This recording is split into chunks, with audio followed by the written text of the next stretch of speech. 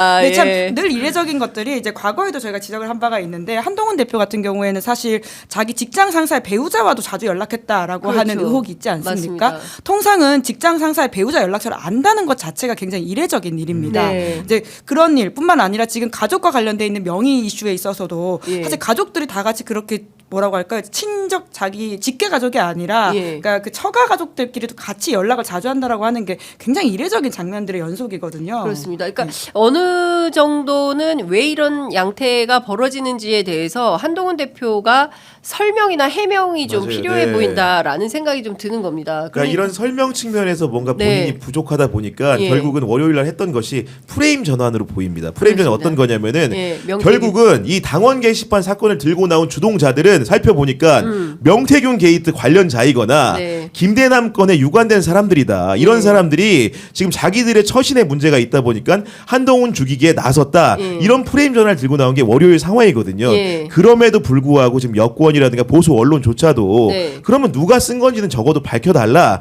이런 희망적인 요구가 있는 것인데 이거에 대해서는 한동훈 대표가 답을 하지 않고 있기 때문에 네. 이 프레임 전환도 약간 쉽지 않은 국면으로 보인다 네. 이렇게 좀 해석이 됩니다. 근데 사실 친윤계에서는 한동훈 대표 쪽에서 했다라고 막 확신하고 있는 거 아니에요? 장해찬 최고는 뭐 몸통이 지는정이다 이런 말까지 하고 있는 예, 거잖아요. 심지어 그래서 사실이 아니면 나를 고소해라, 예. 고발해라 이런 이야기까지 하고 있는 상황이거든요. 네, 네. 그러니까 굉장히 이제 가족 관련이 확실하다라고 친윤계는 보고 있는 것 같은데요. 이제 물론 이제 어떻게 밝혀질지에 대해서는 뭐 마지막까지 봐야 될 것 같고요. 저 김근식 교수 같은 경우에는 제 친한계로 꼽히지 않습니까? 네. 그래서 월요일날 인터뷰를 했는데 아. 본인은 이제 가족 여부에 대해서 한동훈 대표한테 이야기를 좀 하라고 설득하고 있다라고 하더라고요. 오히려, 네. 여부 자체가 예, 이제 예, 인지 예. 아닌지는 모르겠지만 네. 결국은 이거 안 밝히고 갈 수 없다라는 이야기를 친한계 내부에서도 이야기를 하고 있다고 합니다. 그런데 네. 한동훈 대표가 좀 완강한 상황이어서 어떻게 될지 네, 모르겠다. 그런 생각도 예. 듭니다. 한동훈 대표 같은 게 보면은 뭔가 좀 이렇게 잠복하고 기다리는 순사의 모습 같아요. 그러니까 무슨 얘기냐면은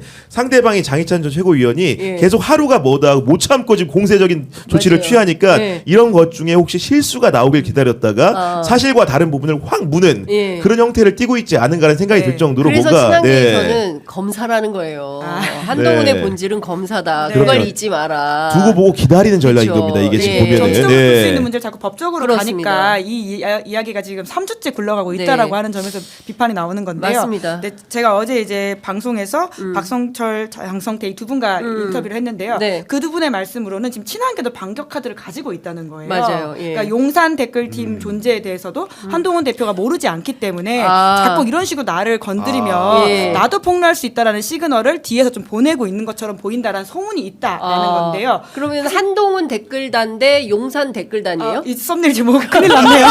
아닙니다. 썰이 제 있다는 사진은 겁니다. 빼주시기 바랍니다. 썰썰썰 썰로 네, 하겠습니다. 저희도 되게 조심히 예. 썸네일 달았기 때문에 썰입니다. 이제 예. 다만 이제 그런 부분에 있어가지고는 반격 카드를 낼 수도 있다라고 하는 것인데요. 네. 그렇기 때문에 결국 공멸로 가는 모습이지 않겠습니까? 네. 그러니까 어느 정도 좀 정리를 했으면 좋겠다는 취지의 이야기들을 뒤에서 좀 주고받는 게 아닌가라는 생각도 드는데요. 하지만 이게 결국 수사로 가게 될 경우에 자기들이 원하는 만큼에서 정리가 될 수 있지 않을 가능성도 크죠. 근데 사실 이런 겁니다. 그러니까 평상시에 정치를 잘 열심히 들여다보지 않는 그러니까 평범한 시민들의 눈높이에서 보면 지금 뭐 오늘 트럼프 시대의 관세 폭탄에 막 난린데 예. 민생이 네. 난린데 달러값이 치솟아 가지고 해외 여행도 어려울 것 같다 당분간 이런 엄마들의 한탄이 막 그 네. 쏟아지고 있는데 자기들끼리 정치 투쟁 싸움 하느라고 댓글단 가지고 머리 뜯고 싸울 때냐 이런 비판을 안 할 수가 없는 그럼요. 거예요. 예. 관련해서 오늘 그 동아일보가 쓴 칼럼을 보면 네. 집권 여당 내전 민생은 손 놓고 내타 싸움만 하는 거냐 뭐 이런 겁니다. 지금 멕시코에 그 투자한 우리나라 공장 그 기업들이 1조 원대를 투자를 했는데 관세를 세게 매기기 관세를 때문에 세게 네. 매기면 이게 지금 사실상 이문이 남는 거냐 안 남는 거냐 이제 걱정과 고민이 네. 많은데 이런 부분에 대해서는 무슨 고민이 있는 건지 유승민 전 대표 오늘 뭐 라디오 나와서 네. 경제팀 싹 다 갈아 엎어서 새로 예. 세워야 된다라는 얘기를 하는데 갈아엎는다고 또 대책은 될지 또 고민입니다. 그뿐만 아니라 아니라 지금 오늘 아침 나온 로이터 보도에 따르면 네. 이제 트럼프 당선자가 김정은 위원장과 직접 거래하겠다라고 하는 의지를 보였다는 거거든요. 그러니까요. 그러니까 네. 직접 대화할 수도 있다라고 하는 이야기가 맞아요. 나오고 있는데 네. 그렇게 될 경우에 우리의 외교 안보 전략은 무엇이냐? 완전히 굉장히 코리아 패싱이 되는 거예요. 맞아요. 그 소위 말하는 네. 통미봉남 전략이라고 맞아요. 하는 게 다시 나오는 건데 그게 북한이 하는 게 아니라 미국이 하는 상황이라고 하는 게 굉장히 우리로서는 통미봉남을 곤혹스럽거든요. 예. 북한이 아니라 미국이. 예. 근데 게다가 지금 윤석열 정부는 사실 한미일 이제 협력에 굉장히 올인했던 바이든 행정부와 발을 맞췄던 경험이 있기 때문에 네. 이 상황에 대해서 굉장히 걱정하는 분들이 많은데 도통 지금 정부 여당에서 뭐 하고 있느냐라는 이야기 나올 수밖에 없죠. 그러니까 지금 용산이 제일 문제인 거예요. 왜냐하면 걸핏하면 대표를 또 갈아치우려고 하는 거 아니겠습니까? 첫 번째 이준석 그렇게 밀어내고 네. 김기현 세웠다가 마음에 안 드니까 또 바꿔요. 강서구청장 보궐선거 네. 이후에. 그리고 나서 그 다음에 또 이제 비대위 체제로 한동훈 비대위로 갔다가 그 다음에 또 누가 있었죠? 지금 하여간 5번째 지금 그 대표 황우여. 추억의 그 이름. 예. 김상현 변호사 대표 네, 맞아요. 로펌의 대표 변호사이시죠. 맞습니다. 예, 황우여 비대위원장 시대를 겪고 그 다음에 다시 또 한동훈 대표 네. 체제인데 또 김종인 위원장 오늘 이런 얘기했습니다. 한동훈을 몰아내기 위한 김옥균 프로젝트가 의심이 된다라는 거예요. 그리고 한동훈 대표 스스로도 그날 소위 이제 그 명태균 관련자들이 네. 이 사건을 덮고 대표를 끌어내리려고 하는 거 아니냐? 그렇죠. 네, 축출한 이런 얘기를 하는 네. 것이고 지금 이준석 대표를 당에서 쫓아낼 때와 굉장히 비슷한 양태적으로 흘러가고 있습니다. 어떤 거냐면 이준석 대표를 또 물고 뜯은 분들이 당시에 이제 최고위원들이 있었죠. 이건과 마찬가지로 월요일도 보면은 김민전 최고위원이 갑자기 사실은 이재명 대표의 위증교사 선고가 있기 때문에 한동훈 대표, 김재원 최고 같은 경우는 뭐 잔치집에 비유하는 등 뭐 뭔가 잔치국수를 오늘 먹을 거다. 뭔가 뭐 이제 그 이러면서. 유죄를 예상하면서 이런 분위기였는데 그날 그 아침에 김전 최고위원이 한동훈 대표한테 있는 공개석상에서 싸움을 걸어온 거거든요. 그렇죠. 그러면서 이제 팔동훈이 우리도 좀 있다는 게 알고 싶다. 쉽게 얘기하면은 팔동훈이 누구냐? 그 당무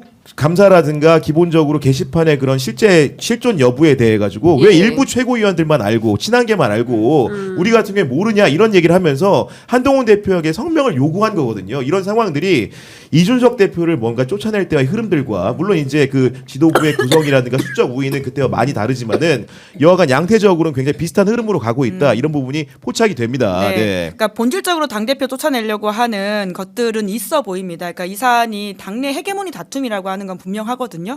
하지만 이 흐름을 끊어낼 수 있는 한 명이 한동훈 대표입니다. 그러니까 한동훈 대표가 가족 관련된 여부를 밝히기만 하면 사실 이 문제가 이렇게까지 커지지 않을 네. 수 있는 사안인데 물론 본인은 억울할 수 있다고 하더라도 그리고 이 사안이 핵심적으로 당 대표 끌어내기라고 하더라도 이것을 끊어낼 수 있는 힘은 한 대표한테 있지만 이거를 계속 빙빙 돌리듯이 이를 키운 측면도 있다라는 점에서 이게 네. 서로가 서로에게 좀 악순환으로 돌아가고 있는 상황인 거죠. 그러니까요. 그 결국은 보면은 이제 그 한동훈 대표가 아까 제가 잠복하고 기다리는 것 같다는 얘기를 드렸던 게, 그러니까 김민전 최고위원이 했던 얘기 중에 당에서 그 한동훈 대표 사퇴 같은 글을 쓰는 사람을 고발한다는 기사가 나왔다고 하면서 저한테 문자 폭탄 보내는 사람들도 많으니까 그 사람들도 고발해 달라 이런 식으로 이제 어떻게 보면은 조롱을 한 거였는데 여기에 대해 가지고 또 신지호 그 이제 부총장이 실제로는 그 채널의 근거가 된 채널의 기사가 그런 내용이 아니라고 기자가 말을 한다 이러면서 뭔가 상대방이 실수하게 기다리면서 또